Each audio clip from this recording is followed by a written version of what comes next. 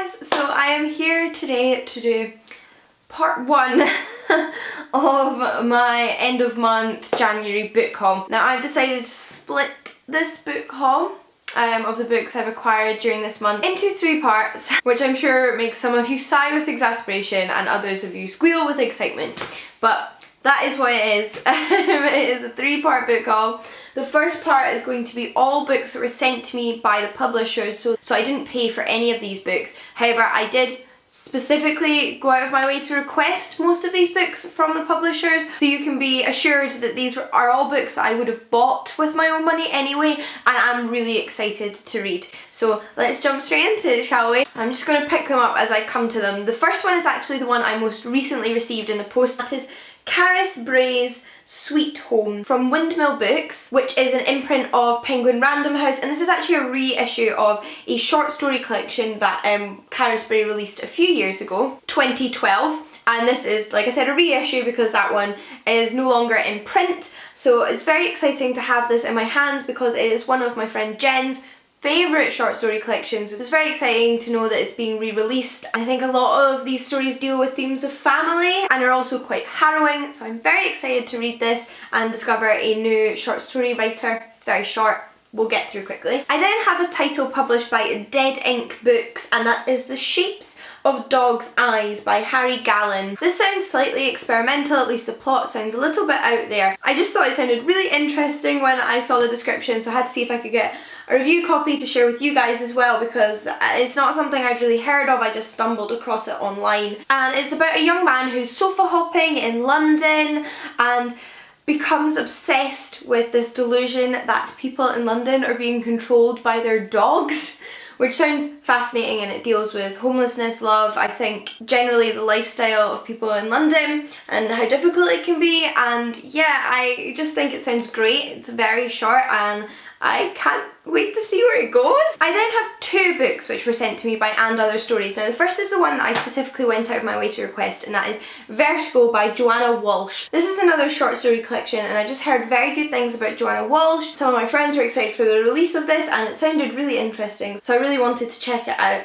And I have actually started reading this one. I've read the first 3 stories, absolutely adored the first story, enjoyed the second story, and I'm really enjoying the third story. They're all based on more realistic themes. So far all of them have been set in France. A lot of them seem to deal with self-image and relationships and age and womanhood, and I am really enjoying this so far and think I will finish it very soon, as the text is quite big as well, so it's really not a long collection, and I love And Other Stories, which means I was very pleased to see when they included another title in the package, which is Bret Easton Ellis and The Other Dogs by Linda Wolfe, translated by Frank Perry. And Other Stories publish a lot of translated fiction, and I love the cover of this one. This one's a novel. From what I can tell, it's set in Spain and concentrates on a group of female prostitutes, but also individual younger girls somewhere else in Spain, and I'm interested to see how all of this connects. I really like this description on the back, so I'm just going to read it to you. At a rundown brothel in Caudal, Spain, the prostitutes are collecting stray dogs. Each is named after a famous male writer: Dante, Chaucer, Bret Easton Ellis.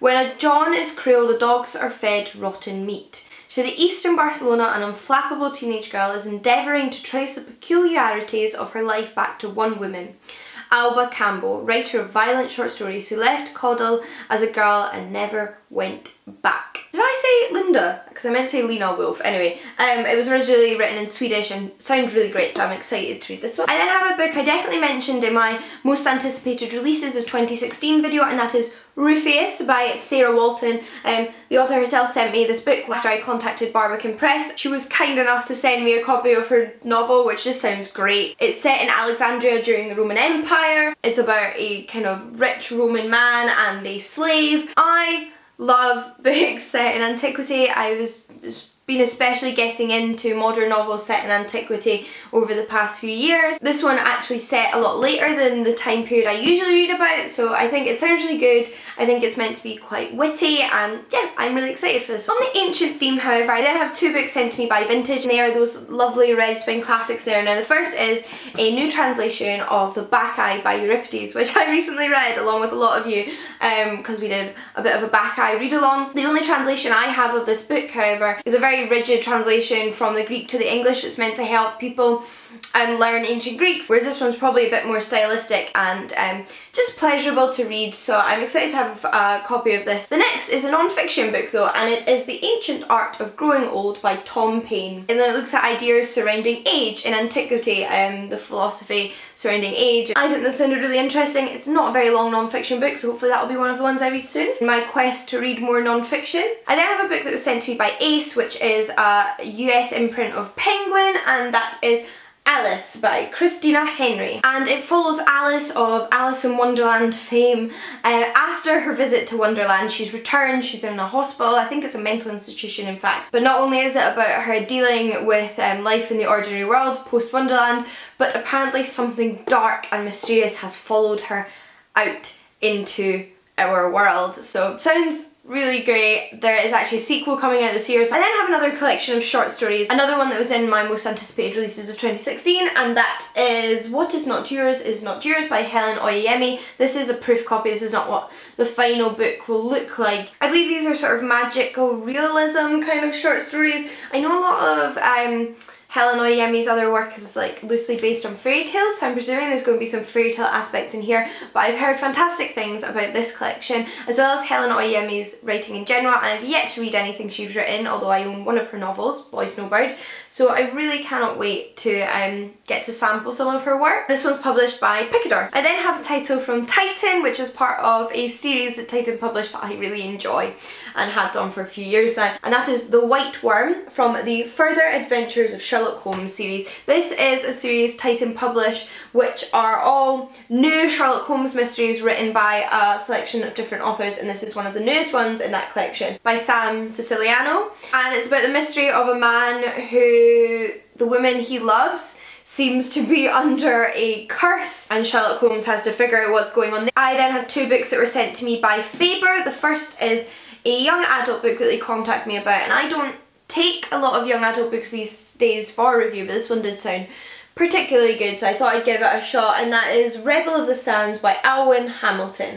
This is a fantasy novel which kind of seems to have a sort of ancient East setting, maybe like Arabia. I know my friend Taylor has read this, she's been posting about it on social media and actually really enjoyed it, so I am actually really looking forward to reading this one, and hopefully this is a bit of a standout book in the young adult genre. But I also have a collection of poetries from Faber, which is a Ted Hughes bestiary, poems selected by Alice Oswald, and I love the cover for this. If you can see, it's like a little rabbit. I had read some Ted Hughes poetry before, just through school and in random collections here and there, but my friend Jen, was it last year, sent me a copy of Crow to read, which is one of his collections, and I actually really enjoyed it, so I've been meaning to check out more complete sort of collections of Ted Hughes poetries, so hopefully this one I enjoy as much. Don't worry, only two more to go, and the next one is actually just a children's pictures book, so not just anything. It is Mr. Nod's Ark by Quentin Blake and John Yeoman, and this was sent to me by Anderson Press, which is another imprint of Penguin Random House that publish children's books. I featured a few of their books in my Christmas gift guide for children, and this is a reissue of a classic children's book illustrated by Quentin Blake, who you may recognise as the illustrator of the Roald Dahl books. I love Quentin Blake's illustrations. He was one of my favourite illustrators as a child and still is today. I had quite a few of his picture books when I was a kid, ones with words and ones that were silent picture books entirely illustrated by him, but I have never read this one or experienced this one, so I wanted to kind of relive my youth a little bit there and get to read something I missed out on. And last but certainly not least is The Book of Speculation by Erica Swyler. Now, this is about a young man who receives a very mysterious book about an ill-fated love story. It's uncertain how it came to be in his possession, and it also kind of brings to mind a realisation for him that so many of the women in his family die on a certain date. It sounds very magical and mysterious, and I like both of those things, and not only that, but it is just a gorgeous book. But those are all the books that were sent to me by publishers this month. But like I said, there's going to be two more parts to this book haul. The next one is going to be the books that I bought for myself, and one that was a present, and the last of which is the result of a package that was sent to me by Jen, who had a massive poetry clear out and sent me a massive collection of poetry pamphlets and collections to try So I thought I'd share those with you as well. So I better go and actually film those, and until next time guys, happy reading. I'll see you all again soon. Bye!